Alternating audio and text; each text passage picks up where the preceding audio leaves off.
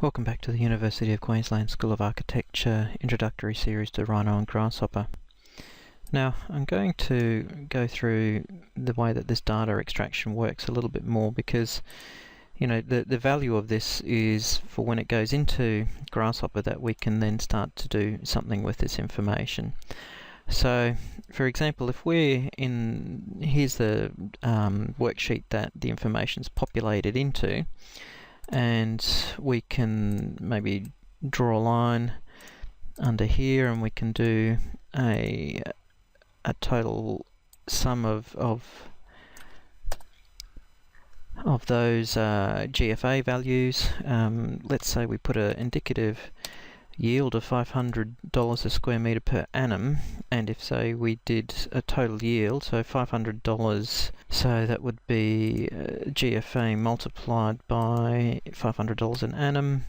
Theoretically we're getting $80 million rent of this building. Whether that's true or not, we'll soon see. Now we could also go in and start changing and formatting all of this to get a nicer looking spreadsheet.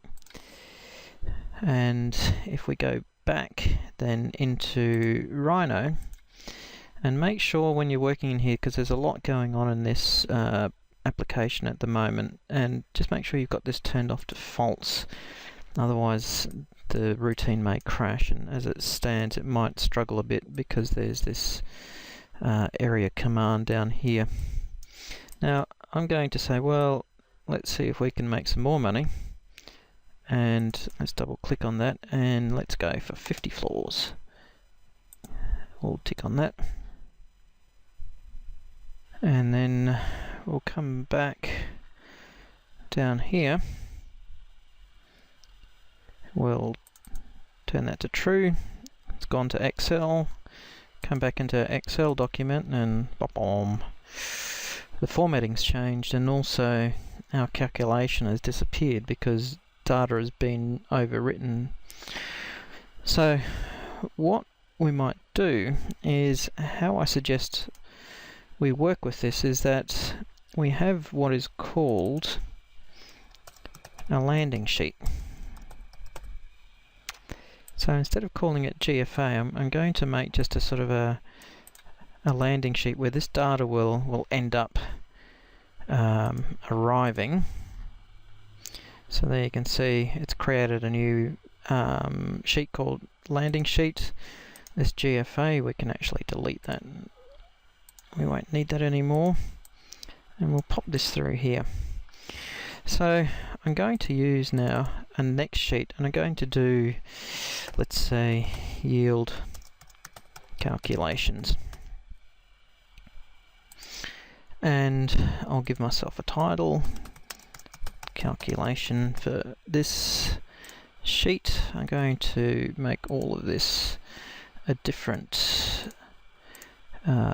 font, and I'll give myself a total GFA.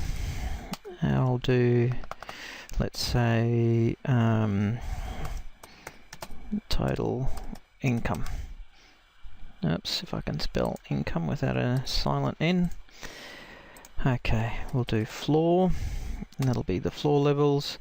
We'll do GFA, and we'll do rent, and that will be, then we can start to do dollars per meter squared. GFA will be meter squared. Floor will just be number.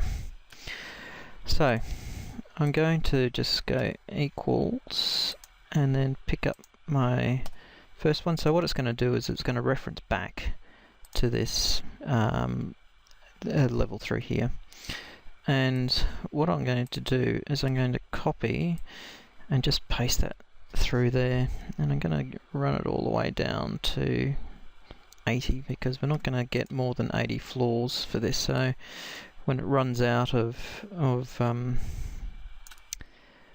data, it just simply goes to 0.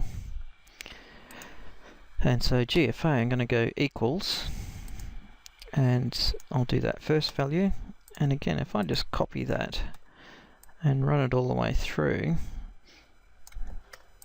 it actually will copy each cell in order. It's not just going to copy that first one.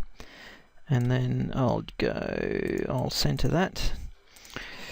And let's say we've got a scalar yield.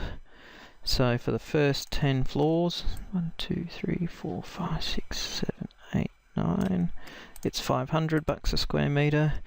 As we go up, it's 600. 1, 2, 3, 4, 5, 6, 7, 8, 9, 10.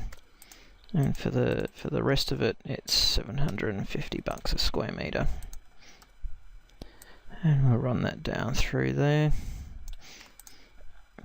And then we can do a floor by floor yield. So we go that multiplied by that. So that's the yield, annual yield for that floor.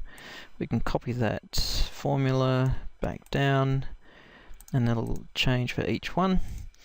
So we can then go in through here, total GFA, we'll do an auto sum, and we'll pull all the way down through here to the end, and we'll do a total income the same way, pull it all the way down through there. Okay, wow, we're getting rich, 30 million bucks. So we can save that. Now the good thing is that if we come back into Grasshopper, we'll toggle that to false, and again we'll adjust the number of floors. And remember, if we see here 45,000 approximately GFA and 30 million income. Now if we say, well, the council says you're getting a little bit too greedy there, and we'll change that back down to 30.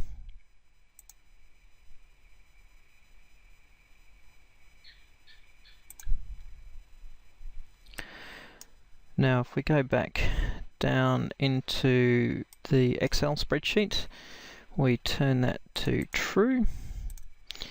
If we go back into our Excel sheet, it's overwritten the landing sheet, so all of that's updated, but our sheet through here is still formatted the way that we left it, and the calculations, the formulas are all there, and you can see that the GFA and the total income have changed. So what my advice is that for the different types of information you want to aggregate from your model, you set up different sheets and you reference back to that landing sheet. And the landing sheet is really just a dumb sort of accumulation of data.